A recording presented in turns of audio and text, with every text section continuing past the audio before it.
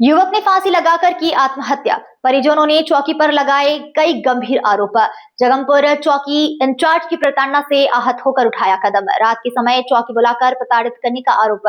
घर पहुंचे युवक ने बताई थी आप बीती, कमरे में जाकर फांसी पर झूल गई और आत्महत्या कर ली। रामपुरा थाना क्षेत्र के जगमपुर कस्बे का मामला। चौकी इंचार्ज माँ बहन की गाड़ी दे रहे थे तो हमने कही तुम शांत रहो लला, हम अबे जिंदा हैं। चौकी इंचार्ज को इतनी कैसे हिम्मत हो गई हमारे भैया की माँ बहन की गाड़ी देखे, हमारे भैया की जान चली गई, वाने बर्दाश्त नहीं कर पाई। बोलो कि हमने कही हम अजीत भाई साहब को फोन लगाए थे, तुम नीचे रोटी खाओ सो जाओ जाएगे, तो इन्हें चार्ज ने जो हमारे चंदेल है अजय अरविंद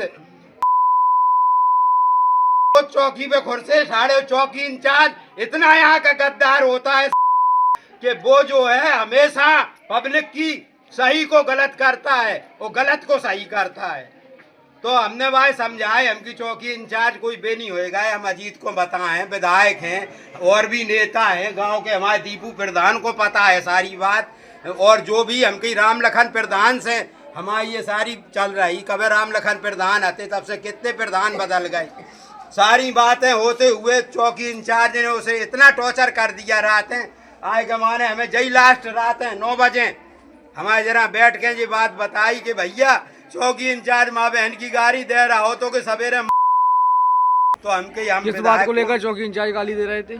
किस बात को लेकर गाली दे रहे थे? ये हमारी इधर जगह है तो उसमें हम निकलते हैं बैठते हैं, मकान है हमारा, दरवाजा है, उसमें निकलते बैठते हैं। तो जे गम दीना हुचका दोनों जे फ्री रहते हैं, इनके काम दाम तो है नहीं कुछ, तो जे हाल चौकी पे पहुंचते हो, यहाँ न्याय है नहीं, सही को दबाना और गलत को आगे बढ़ाना। कौन है वो दो लोग?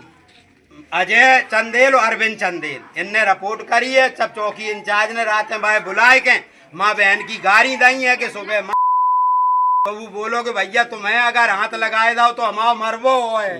तो हमने कही तुम शांत रहो, हम रात ही अजीत सर को फोन लगाए चाहते तो हमने नहीं लगा, हमकी सवेरे बताए थे। हम दीपू प्रधान जाना सारी बात, हमके सबको ही जाना थे, गांव को हर सदस्य जाना थे, 2 शहरन के बीच में जगह, फिर भी ये चैन नहीं लेता।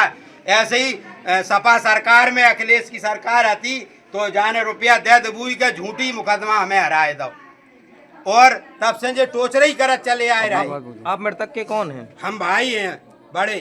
तो आपके पास ये जो 9 बजे आए हुए थे, हाँ, इसके बाद इन्होंने कुछ और बताया कि कुछ क्या प्रकरण था या यही बताई कि भैया चौकी इंचार्ज ने बुलाए के जकाते सुबह